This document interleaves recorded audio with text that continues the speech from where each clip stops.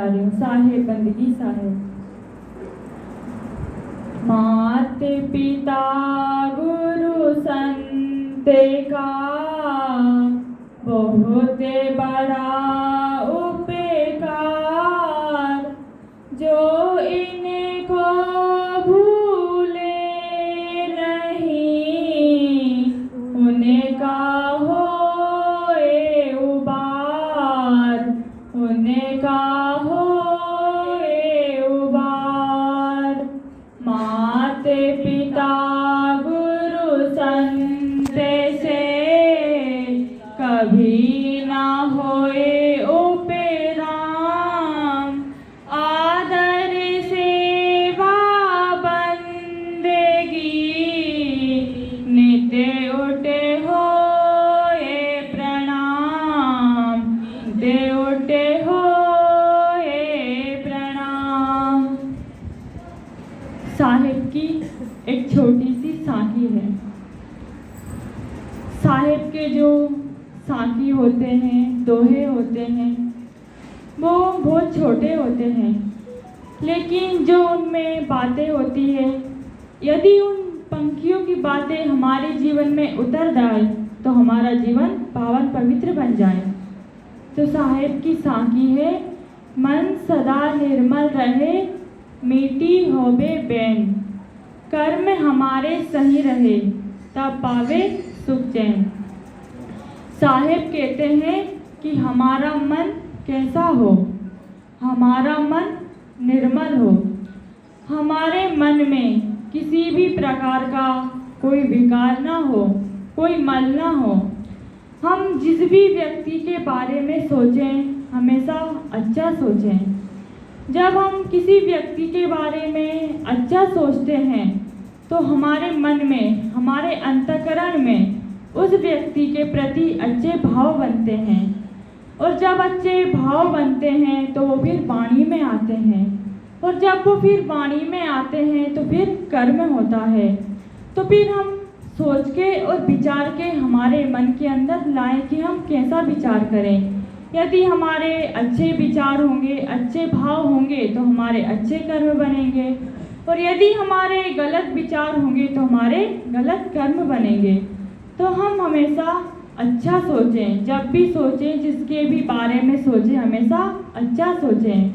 हम क्या करते हैं कि हम दूसरे की कमी देखने लग जाते हैं। हम सोचते हैं कि ये व्यक्ति बहुत बोलता है, या ये तो ऐसा है, ये तो इतना बुरा है।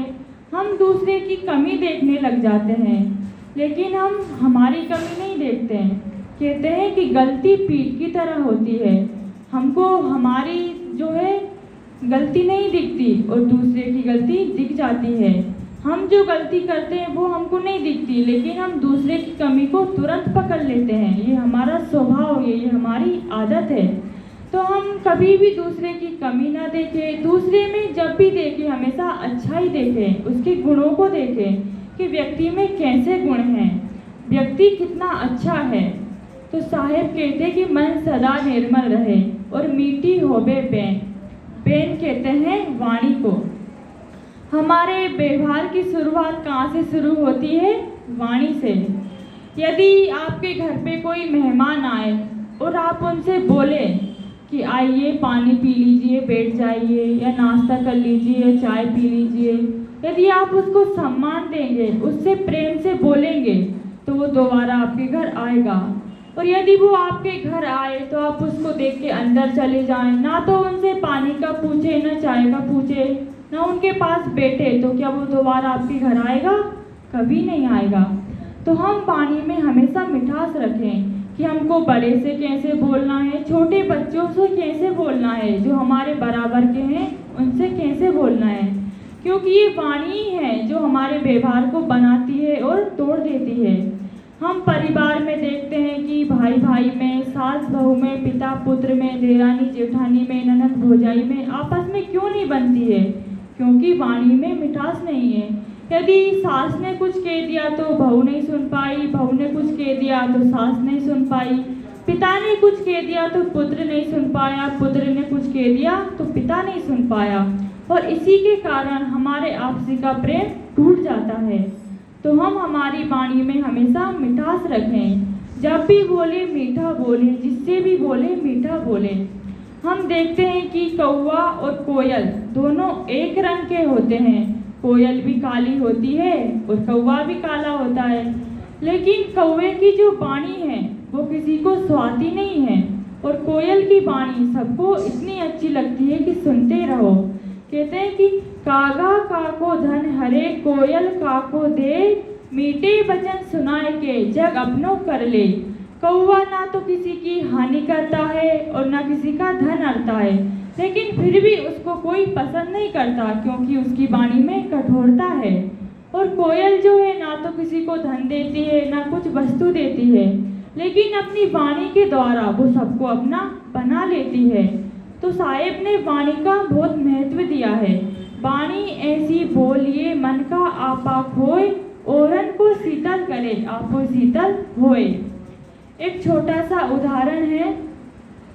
एक बार बादशाह अकबर ने अपने दरबारियों के सामने एक प्रश्न रखा कि बताओ सबसे मीठी चीज़ क्या है। तो सबने अपने अपने हिसाब से उत्तर दिया। किसी ने खांड बताई, किसी ने रसमलाई बताई, किसी ने रसगुल्ला बताया।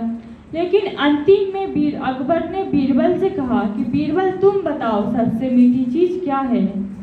तो बीरबल कहने लगे कि जहाँ पना मुझे 2 दिन का समय चाहिए।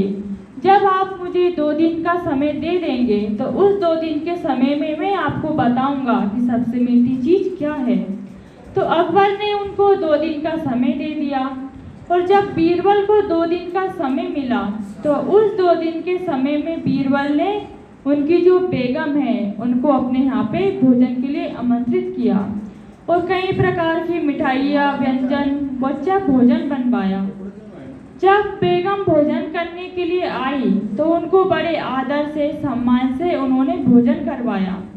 जब बेगम ने भोजन किया तो उस भोजन की खूब तारीफ की कि क्या मिठाई बनी है, क्या भोजन बना है। और जब वो भोजन करके वहाँ से जाने लगी तो बीरबल अपनी पत्नी को कहते हैं कि सुनती हो, कि जहाँ से बेगम साहिबा उठ के जा रही है उस जगह पे तुम पोछा लगा देना, उसको धो देना, वो अशुद्ध हो गई है क्योंकि ये बेगम साहिबा जाति की मुस्लिम है, ये तो रुकनी है, इसके बैठने से जगह अशुद्ध हो गई है। जब ये बात बेगम ने सुनी तो बेगम को बहुत क्रोध आया।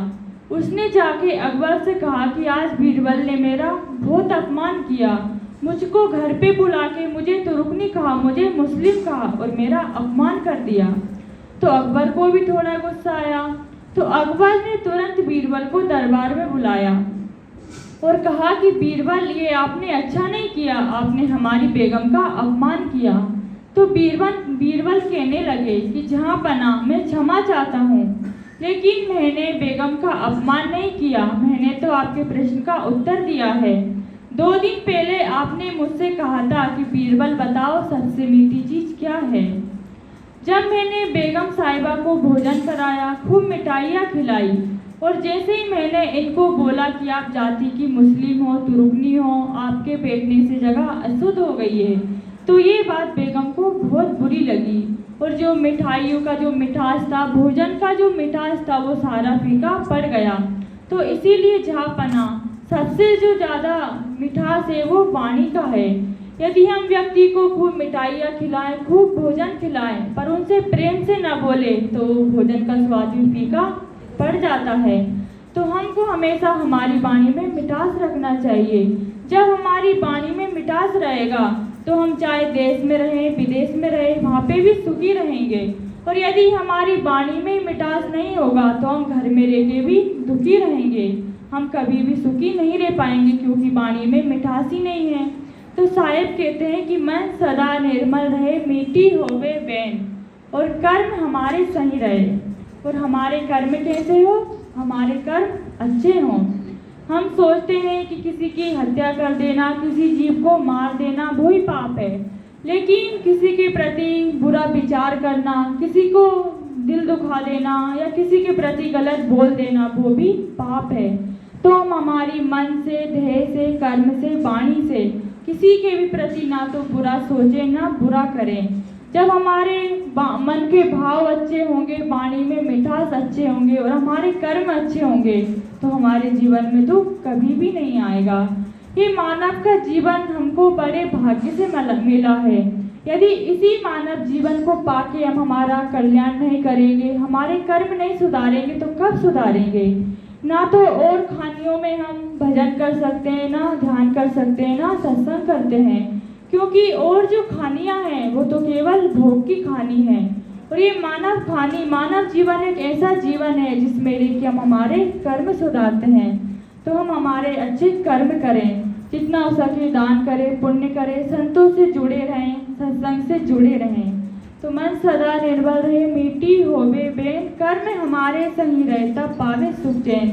जब हमारे ये कर्म और विचार सुधर जाएंगे तो हमारे जीवन में किसी भी प्रकार का दुख नहीं आएगा। तो साहिब की एक छोटी सी साखी लेके आपके समक्ष कुछ विचार रखी हूँ। इतना कह के मैं अपनी वाणी को विराम देती हूँ। बोलिए श्री सद्गुरु देव की जय, संत समाज की जय, भक्त समाज की जय। साहेब बंदगी साहेब।